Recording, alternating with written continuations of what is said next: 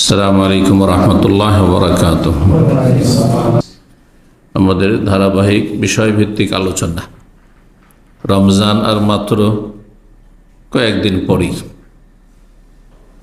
আর সামনে হয়তো একটি বৃহস্পতিবার আমরা আলোচনা করার সুযোগ পাবো, তারপরেই রমজান ইনশাআল্লাহ তাআলা আমাদের সামনে আসবে। আল্লাহ রাব্বুল আলামিন আমাদের এই সময়গুলিতে যেন বরকত দান করেন এবং সহি সালামত সুস্থতার সাথে, ঈমানের সাথে, তাকওয়ার সাথে আল্লাহ রমজানে পৌঁছার তৌফিক দান করেন। মোবারক রমজানে পৌঁছার আগে আমরা বিভিন্ন পাপের কারণে, অন্যায়ের কারণে, সীমা লঙ্ঘনের কারণে যে আমরা নিজে ময়লা আবর্জনার মতো, যেমন শরীরে ময়লা আবর্জনা লেগে যায়, মানুষকে পরিষ্কার পরিচ্ছন্ন হইতে হয়, গোসল করতে হয়, ঠিক তেমনি মানুষ মাত্রেই ভুল ত্রুটি হবেই, আর গুনাহ আমাদের আছে আর হচ্ছে। কারো বড় গুনাহ হচ্ছে, আবার কারো বড় কাবিরা গুনাহ না থাকলেও সাগিরা গুনাহ তো অবশ্যই আছে। কুল্লু বানি আদম খাত্তা, নবী সাল্লাল্লাহু আলাইহি ওয়াসাল্লামের হাদিস। প্রতিটি আদম সন্তান ভুল করে থাকে। ভুলের সংশোধনের আল্লাহ সুযোগ দিয়েছে।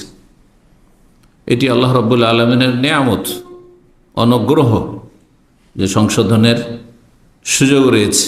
এই নয় যে ভুল করেছে আর কোনো উপায় নেই, শাস্তি ছাড়ার কোনো রাস্তা নেই, এমনটা নয়।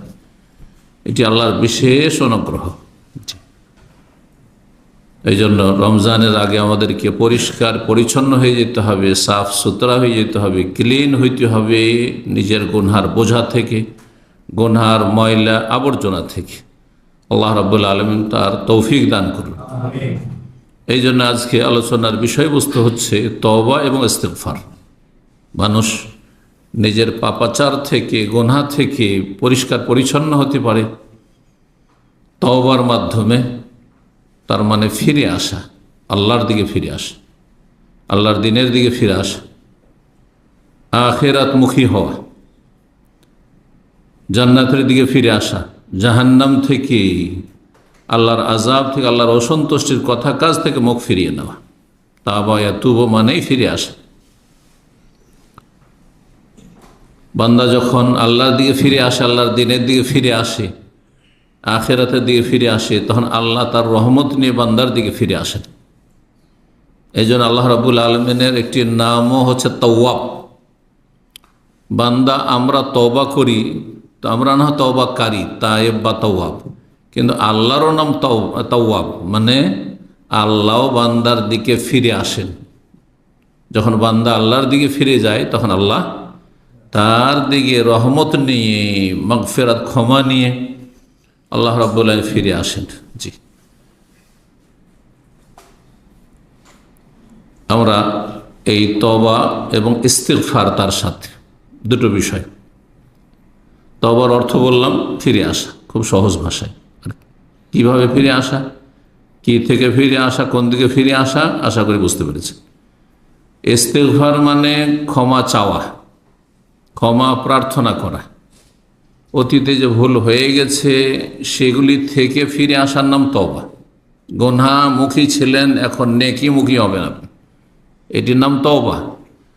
আর অতীতে যে ভুল ভ্রান্তি হয়েছে, অপরাধ হয়েছে, গুনাহ হয়েছে, সেই জন্য আপনি আল্লাহর কাছে ক্ষমা চাইবেন এসব অপরাধের জন্য, এর নাম হচ্ছে ইস্তিগফার। মানুষ যখন রবের কাছে ইস্তিগফার করে, মানে ক্ষমা চায়, তখন আল্লাহ মাগফিরাত করে থাকেন, ক্ষমা করে থাকেন। এই জন্য রব্বুল আলমিনের নাম হচ্ছে গফুর, রব্বুল আলমিনের আরেকটি নাম হচ্ছে গফফার। ইস্তাগফিরু রাব্বাকুম ইন্নাহু কানা গফফারা, আস্তাগফিরুল্লাহ ইন্নাল্লাহ গফুরুর রহিম। কোরআনে কারীমে অনেক আয়াতে এই দুটি গুণবাচক নাম রব্বুল আলমিনের রয়েছে। আল্লাহ হচ্ছেন বড় ক্ষমাশীল, গফুর। জি, মার্জনাকারী তিনি। আল্লাহ রাব্বুল আমাদের বড় ছোট, প্রকাশ্য, গোপনীয় সমস্ত গুনাহ খাতা যেন মাফ করে দেন। এই তওবা ইস্তিগফার নিয়ে আলোচনা করব, তার উপকারিতা নিয়ে আলোচনা করব। প্রথম যে বিষয়টি বলছিলাম সেটি হচ্ছে প্রতিটি মানুষের গুনাহ হয়ে থাকে, ভুল হয়ে থাকে। গুনাহ সংশোধনের আল্লাহ যে সুযোগ দিয়েছেন, এটি আল্লাহর বড় অনুগ্রহ। এই মর্মে কোরআনে কারিমে সূরা বাকারা আয়াত নম্বর 199 এবং সূরা মুজাম্মেলের আয়াত নম্বর 20 আল্লাহ স্বয়ং আদেশ করছেন, মানুষের যদি ভুল করে দেন, অন্যায় করে দেন, হ্যাঁ মানুষের কাছে সেটা অপরাধ হয় কোনো মানুষের হকের ক্ষেত্রে, তো কখনো বলবেন যে আপনি ভুল স্বীকার করেন, আমি আপনাকে ক্ষমা করার জন্য প্রস্তুত আছি, বরং অনেক সময় ক্ষমা চাইলেও ক্ষমা করতে চাই না। কত সংকীর্ণতা মনে, কত আমাদের মায়া মমতা সীমিত, কত আমরা নিষ্ঠুর হয়ে যাই সামান্য কিছু ভুল করল। কিন্তু রব্বুল আলামিন স্বয়ং বলছেন ওয়াস্তাগফিরুল্লাহ, আল্লাহর কাছে ক্ষমা চাও। ইন্নাল্লাহ গফুর রহিম, নিশ্চয় আল্লাহ বড় মার্জনাকারী এবং বড় দয়ালু। আল্লাহর রহমত দয়ার দাবি হচ্ছে যে তিনি ক্ষমা করবেন, আর তার নাম হচ্ছে গফুর, ক্ষমাশীল। সুতরাং তিনি অবশ্যই ক্ষমা করবেন। যে ক্ষমা চায় আন্তরিকভাবে, আল্লাহ অবশ্যই তাকে ক্ষমা করবেন। এটি বড় নিয়ামত রব্বুল আলমিনের। হাদিসে কুদসিতে রয়েছে, সহিহ মুসলিমের হাদিস 4674 নম্বর হাদিস। আল্লাহ রাব্বুল আলামিন ইরশাদ করছেন, ইয়া ইবাদি, হে আমার বান্দারা, ইন্নাকুম তুখতিউনা বিল-লাইলি ওয়ান-নাহার, তোমরা রাত দিন ভুল করে থাকো। সারা দিন রাত কত ভুল করছে মানুষ, যখন তখন অহরহ ভুল ভ্রান্তি হচ্ছে, অন্যায় হচ্ছে, গুনাহ হচ্ছে। কেউ রাতে গুনাহ করছে, কেউ দিনে করছে। গুনাহ হতেই আছে আল্লাহর জমিনে। আল্লাহর নিয়ামত ভোগ করে, আল্লাহর রিজিক খেয়ে, আল্লাহর দেওয়া হায়াত নিয়ে, আল্লাহর দেওয়া সুস্থতা নিয়ে, সবই আল্লাহ। আল্লাহর দেওয়া নিয়ামতকে আল্লাহর নাফরমানির কাজে ব্যবহার করছে মানুষ। গুনাহ করা মানে আপনার তো নিজের কিছুই নেই, সব তো আল্লাহর। তো আল্লাহর নিয়ামতকে আল্লাহর অসন্তুষ্টির কাজে আপনি ব্যবহার করছেন। রব্বুল আলামিন হাদিসে কুদসিতে বলছেন, ইন্নাকুম তুখতিউনা বিল-লাইলি ওয়ান-নাহার, তোমরা রাত দিন ভুল করে থাকো। ওয়া আনা আগফিরুয যুনুবা জামিআ, আমি ক্ষমার দরজা বন্ধ করি না, সব গুনাহ মাফ করি, সব গুনাহ মাফ করি। কিন্তু মাফ চাইতে হবে, ক্ষমা চাইতে হবে।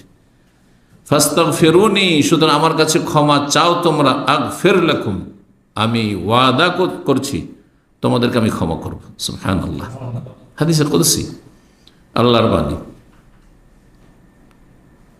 ইস্তিগফারের অর্থ কি বললাম? আল্লাহর কাছে ক্ষমা চাওয়া, ভুল হয়েছে ক্ষমা চাইবেন। তওবার অর্থ কি বললাম? ফিরে আসা।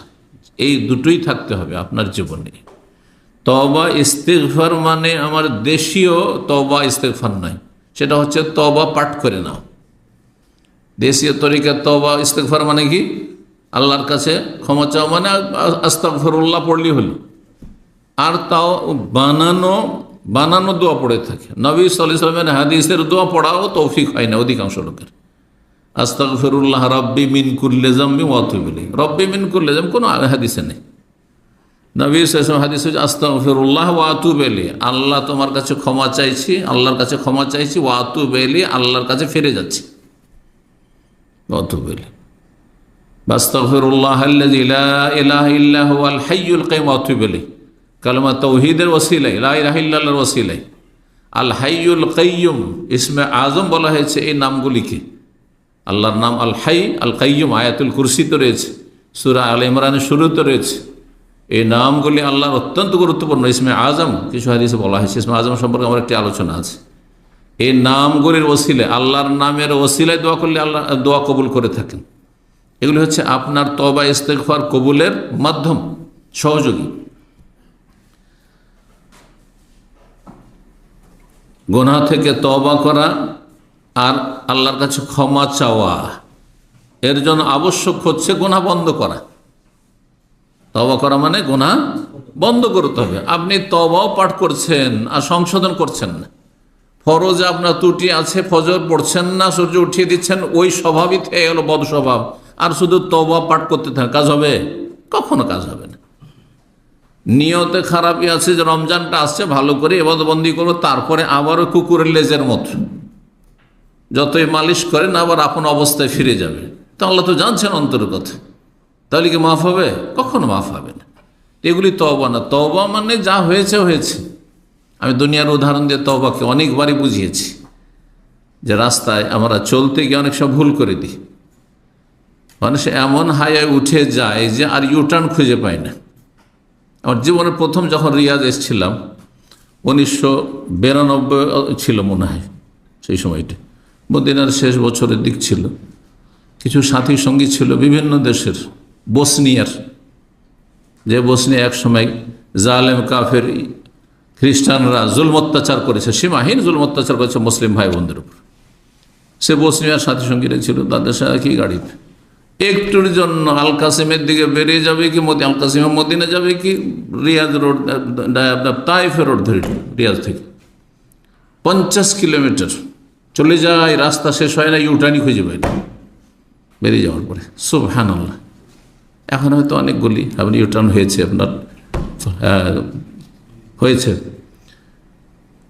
তারপরে ফিরে আসে। কিন্তু আপনি যখন জেনে যাবেন যে আমার যে গন্তব্যস্থান টার্গেট সেটা ভুল করে ফেলেছি, 1 মিনিটের জন্য আপনি লেট করবেন না তাড়াতাড়ি ফিরে আসার চেষ্টা করবেন? তাড়াতাড়ি যদি ফিরতে পারেন, একটা কাটিং পান, চলো যখন চলে এসছে আরও যায় 10-20 কিলো, যাবেন নাকি? 1 কিলোমিটারও যাবেন না, সাথে সাথে ফিরে আসবেন।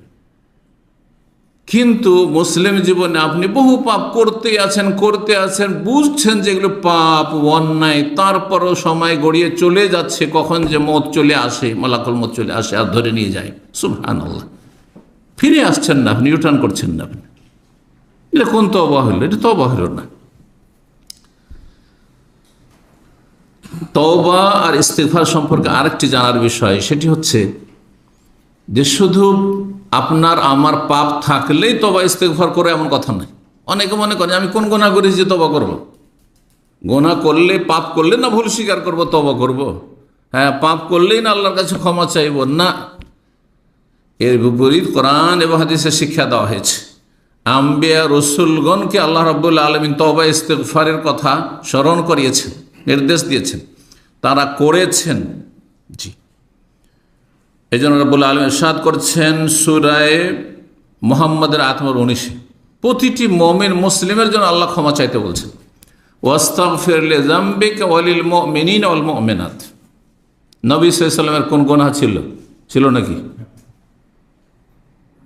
কিন্তু আল্লাহ ওয়াস্তাগফির লিযামবিকা, হে নবী তোমার গুনাহের জন্য তুমি আল্লাহর কাছে ক্ষমা চাও। তাহলে গুনাহ থাক আর না থাক, গোনা সম্পর্কে আপনার জানা থাক আর না থাক যে আমার গোনা হয়েছে, পাপ হয়েছে, তারপরে কি করবেন? আপনি আল্লাহর কাছে ক্ষমা চাইবেন। আমরা আমাদের ফরজ আদায় করতে গিয়ে ফরজের কোয়ালিটিতে যে কিছু ঘাটতি থেকে যাচ্ছে, অবশ্যই থাকছে। পাপ থেকে বেঁচে থাকার ক্ষেত্রে হয়তো বেঁচে থাকছি, কিন্তু ওইভাবে বেঁচে থাকি না যেভাবে বেঁচে থাকা উচিত ছিল, তাতেও কিছু গাফিলতি হচ্ছে। অনেক সময় জায়েজ কাজটা বেশি সময় করে ফেলছেন। আপনাকে কি এই মূল্যবান সময় আল্লাহ হায়াতটা দিয়েছেন এই শুধু বৈধ জায়েজ কাজে সময় কাটাবার জন্য, টাইম পাস করার জন্য? এর চাইতে ভালো কাজ ছিল না? আরে জায়েজ কাজ বিভিন্ন জায়গাতে ঘোরাফেরা যে সময়টা করলেন বা সময় কাটালেন, আপনি যে মোবাইল দেখছেন, ভালো জিনিসই দেখছেন মোবাইলে, শুধু দিনের কথা যদি শোনেন তাহলে এলেম শিখছেন, বাকি এমনি জায়েজ কিছু দেখছেন, বিভিন্ন জায়গার খবর দেখছেন, আপনি খবর শুনছেন, পড়ছেন, বিভিন্ন জায়গায় দেশে কোথায় কি হচ্ছে শুনছেন, কোনো নাজায়েজ কোনো আপনি কোনো ছবি দেখলেন না, কোনো কিছু দেখলেন না যেগুলো ইসলাম বিরোধী, তারপরে তো জায়েজ কাজে আপনি কাটালেন। এই জায়েজ কাজ আপনি দীর্ঘ সময় করবেন, এইটা আল্লাহ কি পছন্দ করেন?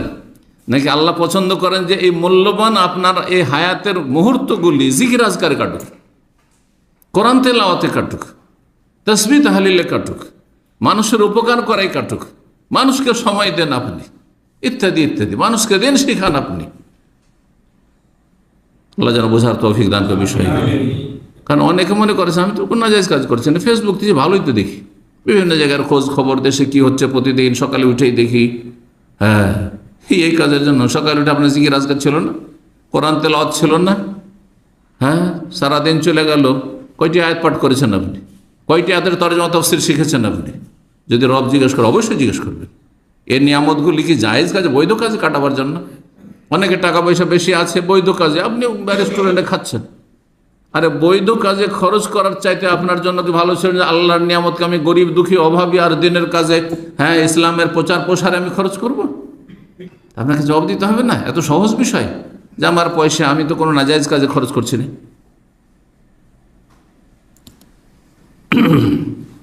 আস্তাগফির লিযামবিক, আল্লাহ বলছেন হে নবী তোমার ভুল ভ্রান্তির ক্ষেত্রে তুমি ক্ষমা চাও, অথচ আল্লাহ রাব্বুল আলামিন তাকে অগ্রিম আগেই ঘোষণা করেছেন লিয়াগফির লাকা আল্লাহু মা তাকাদ্দামা মিন যামবিকা ওয়া মা তাআখার, আগের পরে তোমার সব কিছু ক্ষমা, অগ্রিম ক্ষমার ঘোষণা। তারপর নবী সাল্লাল্লাহু আলাইহি সাল্লাম ভুল থেকে মুক্ত, তারপরে আল্লাহ বলছেন ক্ষমা চাও। তাহলে যতই ভালো মানুষ হন না কেন, কোথায় নবী রসুল সাহাবাই কেরাম না, কোনো ওই রকমের এমামও না, বড় কোনো ইসলামের বড় খাদেমও না, সাধারণ আমার মুসলিম, আমাদের কতটা তবে ইস্তেগফার করা উচিত। তারপরে যে কোনো মোমেন মোমেনাতের জন্য তবে, নিজের জন্য শুধু না, নাফসি নাফসি করবেন না যে আমি নিজে জান্নাতে গেলেই হইল। আপনার মোমিন মুসলিম ভাই বোনেরও যাতে করে জান্নাতে যায়, জাহান্নাম থেকে বাঁচতে পারে। ওয়ালিল মুমিন ওয়াল মুমিনাত, তাদের জন্য আল্লাহর কাছে ক্ষমা প্রার্থনা করো। দাউদ আলাইহিস সালাম সম্পর্কে কোরআনে কারীম সূরা সাদের 8-24 রয়েছে।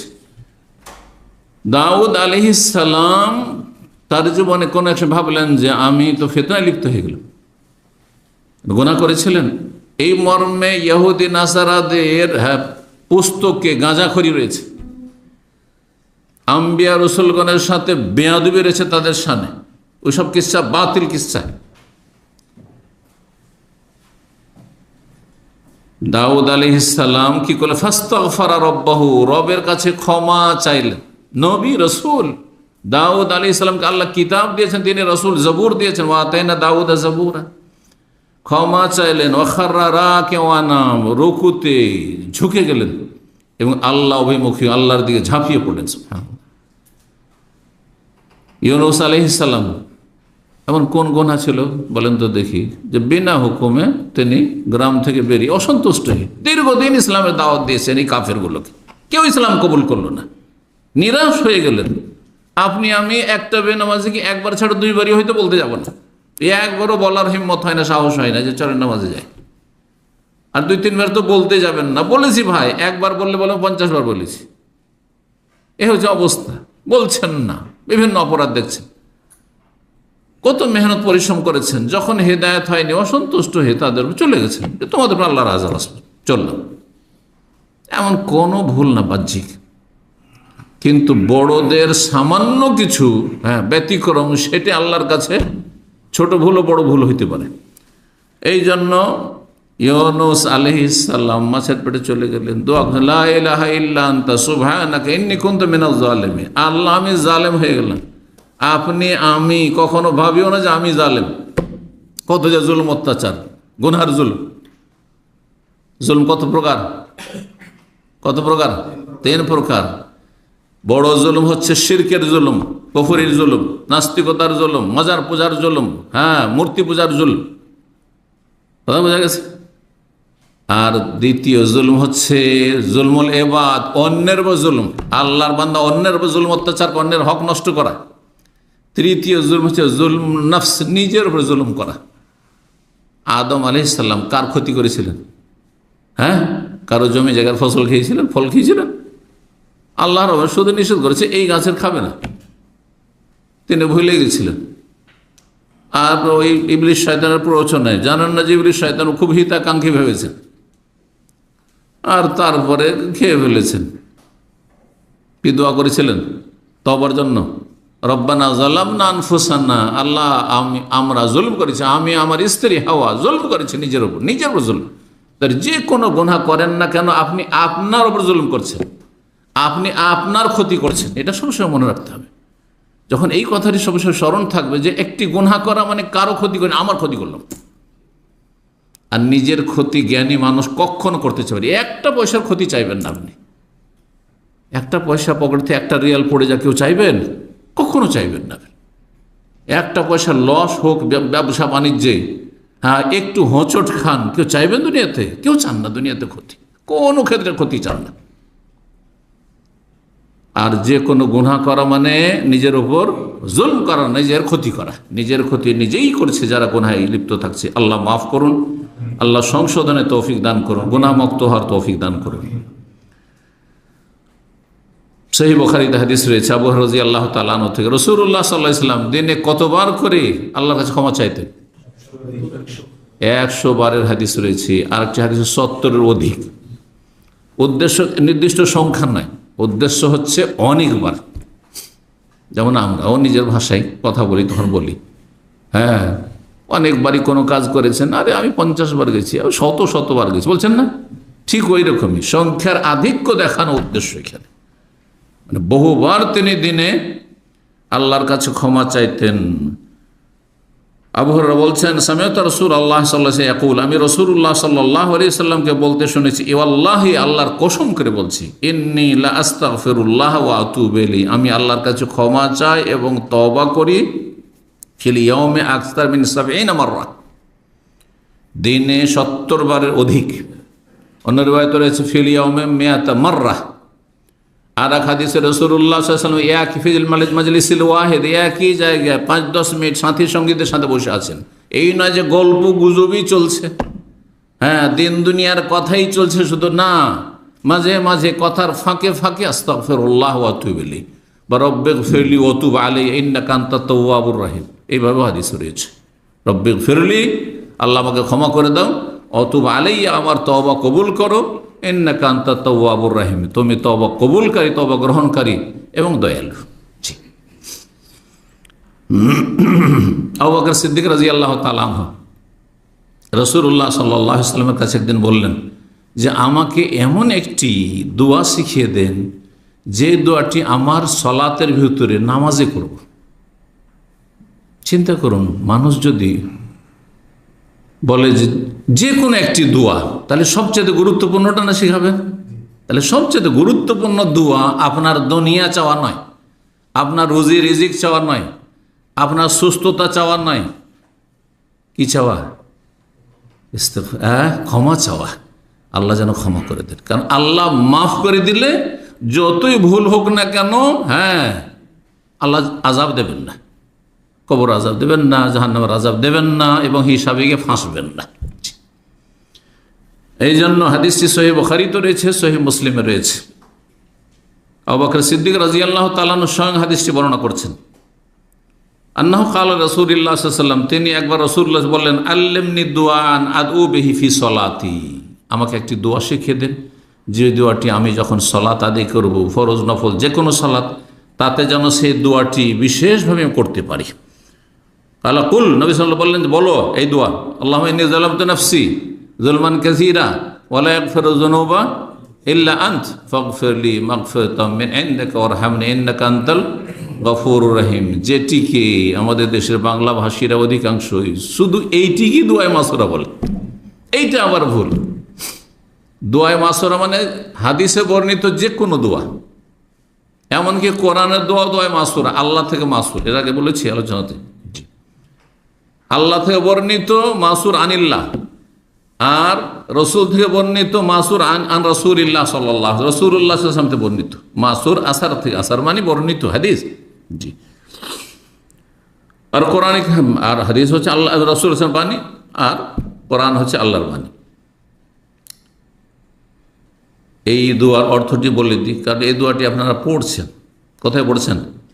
তাশাহুদে, শেষ তাশাহুদে, হ্যাঁ আত্তাহিয়াত পড়ার পরে আর দরুদ পড়ার পরে তারপরে পড়ছেন। এবং এর চাইতে গুরুত্বপূর্ণ আরেকটি দোয়া আছে যেটি আমাদের হানাফি ভাইরা পড়ে না, আহলুল হাদিস আলহামদুলিল্লাহ পড়ে, বুঝছেন না? সেটি কি? কিছু ওলামারা এটিকে ওয়াজিব বলেছেন, আল্লাহুম্মা ইন্নী যালামতু নাফসি, এটি পড়া সুন্নাত, কিন্তু এই দোয়াটি পড়া আল্লামা আলবানী রাহিমাহুল্লাহ ওয়াজিব বলেছেন সালাতে, দরুদের পরে। সেটি আল্লাহুম্মা ইন্নী আউযু বিকা মিন আযাবিল কবরি ওয়া মিন আযাবি জাহান্নাম ওয়া মিন ফিতনাতিল মাসিহিদ দাজ্জাল ওয়া মিন ফিতনাতিল মাহিয়া ওয়াল মামাত। জি। আর আরেকটি riwayate একটু বাড়তি রয়েছে, মিনাল মাসামি ওয়াল মাগরাম, গুনাহ থেকে, ঋণ থেকে ইত্যাদি। হে আল্লাহ, ইন্নী যালামতু নাফসি যুলমান কাসীর, আমি নিজের উপর জুলুম করেছি।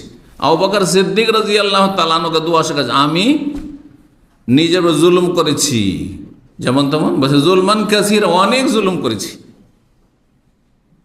আপনাকে যদি আল্লাহ বলে যে এই চোখের হক আদায় করা, তোমাকে যে সুস্থ রেখেছি এর হক আদায় করা, একটি চোখ কত দামে বিক্রি করবেন আপনি?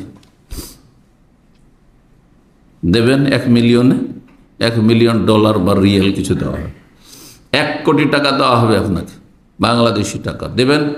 হ্যাঁ, আপনাকে যে ব্রেন দেওয়া হয়েছে, মগজ মস্তিষ্ক, সুস্থ মস্তিষ্ক আছেন, পাগল না, এটা বিক্রি করবেন আপনি? কিডনি বিক্রি করবেন আপনি? ভাবছেন কিডনিতে একটা বিক্রি করলে চলবে, একটা তো দুটোই বিক্রি করেন দেখি। হ্যাঁ, আপনাকে 10 কোটি দেওয়া হবে, করবেন? তা আল্লাহ যদি বলে এক একটা কিডনির, হ্যাঁ, কি শুকরিয়া আদায় করেছে, লিভারের কি শুকরিয়া আদায় করেছে। অনেকে লিভার ফেল হয়ে দুনিয়া থেকে চলে যাচ্ছে, ফ্যাটি লিভারে দুনিয়া থেকে চলে যাচ্ছে। হার্টের কি শুকরিয়া আদায় করবেন যে আপনার হার্ট সুস্থ?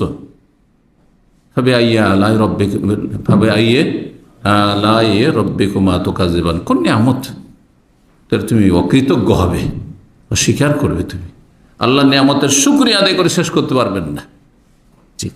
সুতরাং মানুষ যে আল্লাহর যথাযথ হক আদায় করতে পারছে না, এটি তার কি হচ্ছে, অন্যায় হচ্ছে।